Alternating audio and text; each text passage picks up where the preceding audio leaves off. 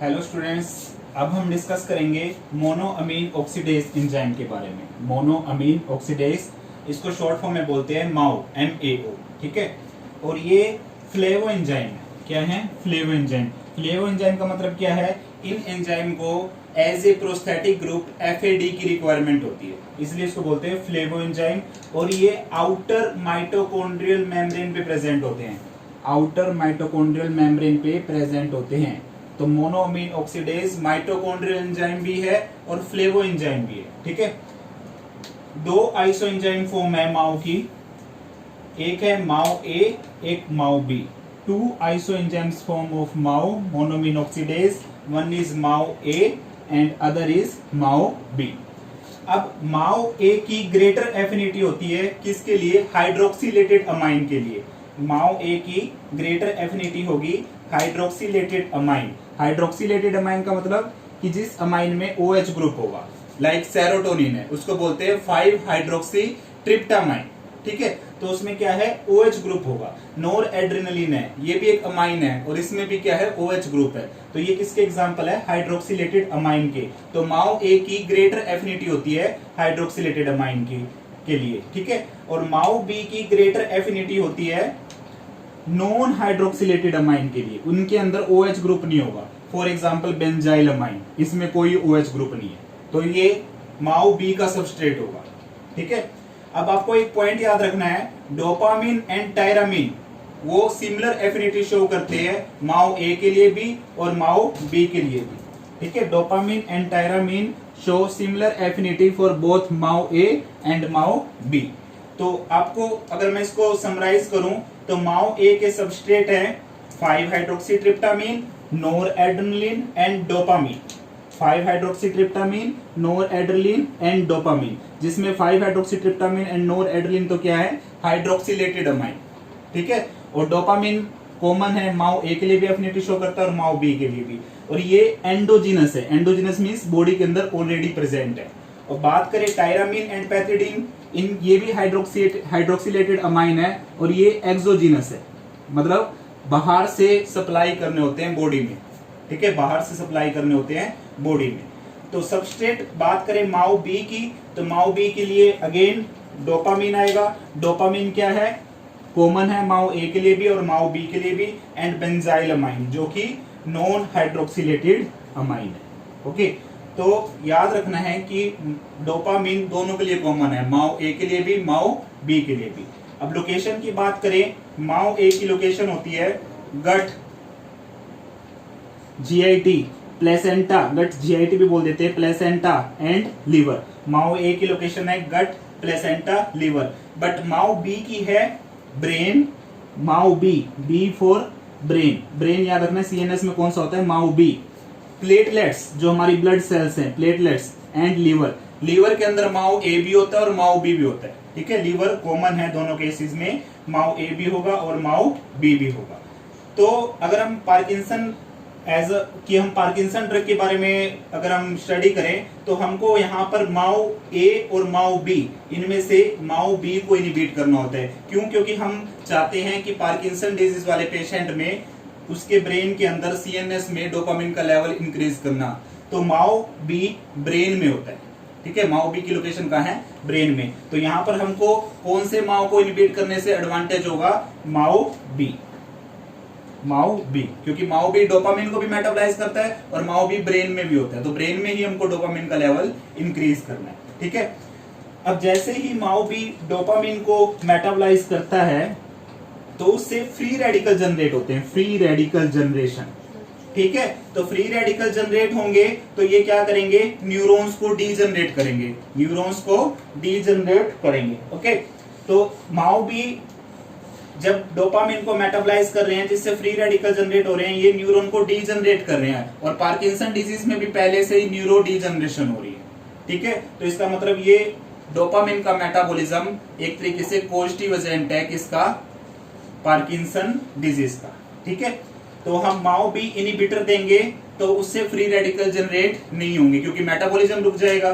तो माओ B inhibitor देने से फ्री रेडिकल जनरेट नहीं होंगे, तो इससे क्या होगा? स्लो डाउन हो जाएगी प्रोग्रेशन ऑफ पार्किंसन डिजीज की प्रोग्रेशन स्लो डाउन होगी। तो इसलिए माओ बी इनिबिटर को disease modifying anti Parkinson drug भी बोलते हैं, disease modifying anti Parkinson drug. Okay, drugs के बारे में हम अब डिस्कस करेंगे।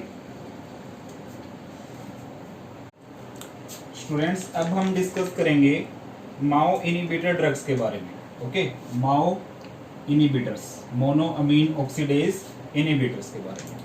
तो ये 3 टाइप के होते हैं। First is non selective MAO inhibitor, second is selective MAO A inhibitor, third selective MAO B inhibitor. Okay, तो नॉन सेलेक्टिव माओ इनिबिटर की ड्रग है फिनेल्जिन, आइसोकार्बोक्साजाइड एंड ट्रेनाइलसिप्रोमिन। ठीक है, फिनेल्जिन, आइसोकार्बोक्साजाइड एंड ट्रेनाइलसिप्रोमिन, ये नॉन सेलेक्टिव माओ इनिबिटर है। Non selective का मतलब क्या होता है, जो माओ ए को भी इनिबिट करेगी और माओ बी को भी। ठीक है, और ये तीनों की तीनों इरिवर्सिबल इनिबिटर हैं। ठीक है, ये याद रखना कि तीनों की तीनों क्या हैं, इरिवर्सिबल इनिबिटर है। अब बात करें सिलेक्टिव माओ ए इनिबिटर की, जो ओनली माओ ए को इनिबिट करेगी, उस ड्रग का नाम है मोक्लोबेमाइड, मोक्लोबेमाइड। ठीक है, मोक्लोबेमाइड क्या है, selective MAO A inhibitor. But main point, important point क्या है कि यहाँ ये रिवर्सिबल इनिबिटर है।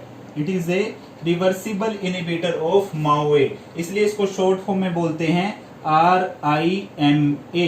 R for reversible, I for inhibitor, M for MAO, A for A. ठीक है, reversible inhibitor of MAO A, RIMA. और ये जो सिलेक्टिव माओ ए इनिबिटर है, यूज करते हैं as an anti depression drug, used as anti depression. अब जो ये नॉन सेलेक्टिव माओ इनिबिटर है, इनको भी एंटी डिप्रेशन यूज करते थे हम स्टार्टिंग में, इनको भी एंटी डिप्रेशन यूज करते थे। फिनाइलजिन ड्रग के साथ कुछ हिस्ट्री भी है। लाइक फिनाइलजिन क्या है, हाइड्राजिन ड्रग है। फिनाइलजिन क्या है, हाइड्राजिन। इसी तरह एक एंटी टीबी ड्रग होती है आइसोनियाजिड, वो भी क्या है, हाइड्राजिन ड्रग है। तो जैसे ही देखा कि एंटी टीबी ड्रग आइसोनियाजिड को देखा कि ये हाइड्राजिन डेरिवेटिव है और ये मूड को एलिवेट कर रही है और as an anti depression use हो रही है, तो आइसोनियाजिड में भी मूड एलिवेटिंग प्रॉपर्टीज होती है। बट आइसोनियाजिड हेपेटोटॉक्सिक भी है, लीवर को टॉक्सिसिटी भी कॉज करती है। इसलिए आइसोनियाजिड का कंजेनर, जो कि अगेन हाइड्राजिन डेरिवेटिव था, वो है फिनाइलजिन एंड आइसोकार्बोक्साजाइड। ठीक है, फिनाइलजिन एंड आइसोकार्बोक्साजाइड क्या है, हाइड्राजिन कंजेनर है, लेकिन ट्रेनाइलसिप्रोमिन नॉन हाइड्राजिन है, नॉन हाइड्राजिन। ठीक है, तो देखा गया फिनाइलजिन एंड आइसोकार्बोक्साजाइड कम हेपेटोटॉक्सिक थी as compare to isoniazid anti TB drug से, और ये क्या थी, मूड एलिवेट भी कर रही थी। ठीक है, ये मूड एलिवेट भी कर रही थी। अब आपको याद रखना है कि नॉन सेलेक्टिव माओ इनिबिटर क्यों यूज नहीं कर रहे, इसके पीछे क्या कारण है। इसके पीछे कारण ये है क्योंकि ये फूड और ड्रग के साथ ड्रग इंटरेक्शन कोज करती है और टॉक्सिसिटी भी है अदर एंटी डिप्रेसेंट ड्रग के कंपैरिजन में। इसलिए नॉन सेलेक्टिव माओ इनिबिटर को हम as an anti depressant use नहीं कर रहे। तो किसको करते हैं, सिलेक्टिव माओ ए इनिबिटर को, जो कि ड्रग का नाम क्या है, मोक्लोबेमाइड। ठीक है, यहां मैंने बता दिया एंटी डिप्रेशन, बट हम डिस्कस क्या कर रहे हैं, एंटी पार्किंसन। तो एंटी पार्किंसन में हम कौन सी ड्रग यूज करते हैं, सिलेक्टिव माओ बी इनिबिटर। तो उसमें कौन कौन सी आएंगी, सेलेगिलिन, रेसागिलिन एंड सेफिनामाइड। ठीक है, सेफिनामाइड लेटेस्ट ड्रग है। सेलेगिलिन एंड रेसागिलिन क्या है, इरिवर्सिबल इनिबिटर। ये क्या है, इरिवर्सिबल। ये चीज आपको याद रखने की है कि कौन सी इरिवर्सिबल है, कौन सी इरिवर्सिबल है। और जो अब लेटेस्ट ड्रग आई है सेफिनामाइड, ये क्या है, रिवर्सिबल इनिबिटर। ठीक है, रिवर्सिबल इनिबिटर। तो आपसे क्वेश्चन पूछ सकते हैं, which one of the following is reversible inhibitor of MAO B. तो उसमें सेलिग्लिन होगा और सेफिनामाइड भी होगा। तो आपको सेलिग्लिन पे टिक नहीं करना है, सेफिनामाइड पे करना है, क्योंकि सेफिनामाइड रिवर्सिबल इनिबिटर है। ठीक है, और ये यूज होती है as an anti Parkinson drug, तीनों की तीनों। अब बात करें इंडिविजुअल ड्रग की, सेलिग्लिन। सेलिग्लिन क्या करती है, prolong and enhance levodopa action. ठीक है, क्योंकि सेलिग्लिन किसको इनिबिट कर रही है, माओ बी को। अब ब्रेन में लीवोडोपा से क्या बनता है, डोपामिन। तो सेलिग्लिन ने माओ बी को इनिबिट कर दिया, तो डोपामिन का मेटाबॉलिज्म नहीं होगा तो डोपामिन का एक्शन प्रोलॉन्ग टाइम तक रहेगा और लीवोडोपा का एक्शन एनहांस होगा, ठीक है। और सेलेग्लिन डिक्रीज करती है अर्ली ऑन ऑफ फिनोमेना, जो लीवोडोपा का ऑन ऑफ फिनोमेना मैंने पहले वीडियो में एक्सप्लेन किया हुआ है, ठीक है। तो उस अर्ली ऑन ऑफ फिनोमेना को डिक्रीज करती है, लेकिन एडवांस ऑन ऑफ फिनोमेना को ये डिक्रीज नहीं करती। आपको याद रखना है सेलेग्लिन डिक्रीज करती है only early on off phenomena, जब एडवांस स्टेज का ऑन ऑफ फिनोमेना है तब सेलेग्लिन इफेक्टिव नहीं है। अच्छा, अब नेक्स्ट है साइड इफेक्ट सेलेग्लिन का, एक्साइटेटरी साइड इफेक्ट। क्या है? Excitatory side effect. तो सेलेग्लिन एक्साइटेटरी साइड इफेक्ट क्यों शो कर रही है? क्योंकि लीवर के अंदर सेलेग्लिन पार्शियली मेटाबोलाइज होती है एम्फेटामिन में। ओके, लीवर के अंदर सेलेग्लिन पार्शियली मेटाबोलाइज होती है एम्फेटामिन में, इसलिए इसके एक्साइटेटरी साइड इफेक्ट आते हैं सेलेग्लिन के, लाइक इंसोम्निया, एजिटेशन, ठीक है, बिहेवियर चेंजेस। और आपको याद रखना है selegiline is contraindicated in patient with convulsive disorder, जिसको कन्वल्जन्स आते हैं, क्योंकि ये एक्साइटेटरी साइड इफेक्ट देती है और कन्वल्सिव पेशेंट में पहले से ही न्यूरॉन्स की एक्साइटेशन हुई होती है, तो कन्वल्सिव डिसऑर्डर में सेलेग्लिन कॉन्ट्रा इंडिकेटेड है और इसको यूज करते हैं एज ट्रांसडर्मल पैचेस, ठीक है। ट्रांसडर्मल पैचेस का यूज करने का एडवांटेज ये है कि सेलेग्लिन का साइड इफेक्ट कम आएंगे as compare to oral formulation. Okay, तो सेलेग्लिन का क्या याद रखना है कि एक्साइटेटरी साइड इफेक्ट आएंगे। मेन पॉइंट क्या है? Selegiline excitatory side effect show करती है एज कंपेयर टू।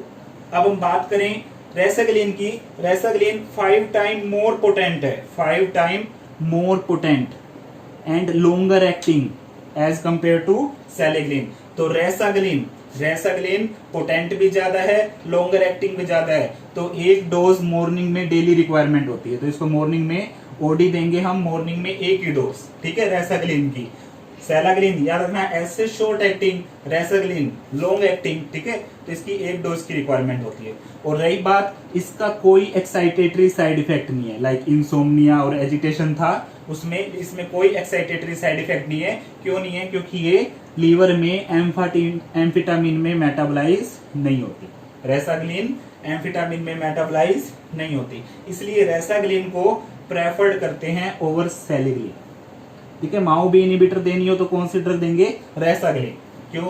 क्योंकि इसके एक्साइटेटरी साइड इफेक्ट भी नहीं है, सेकंड बात ये लॉन्ग एक्टिंग है। अब बात करें लास्ट ड्रग की, सेफिनामाइड। सेफिनामाइड मैंने बताया क्या पॉइंट याद रखना है कि ये क्या है? Reversible inhibitor. ये क्या है? Reversible inhibitor, okay. और सेफिनामाइड का मल्टीपल मैकेनिज्म ऑफ एक्शन है। माओ बी को तो ये रिवर्सिबल इनहिबिट कर रही है, साथ में ये क्या करती है? ब्लॉक करती है वोल्टेज डिपेंडेंट सोडियम और कैल्शियम चैनल को, voltage dependent sodium and calcium channel को ब्लॉक करती है, जिससे ग्लूटामिन का रिलीज क्या होता है? इनहिबिट होता है, ओके। और मेन पॉइंट क्या याद रखना है सेफिनामाइड का? It is a reversible inhibitor of MAO B, ठीक है, ओके, थैंक यू।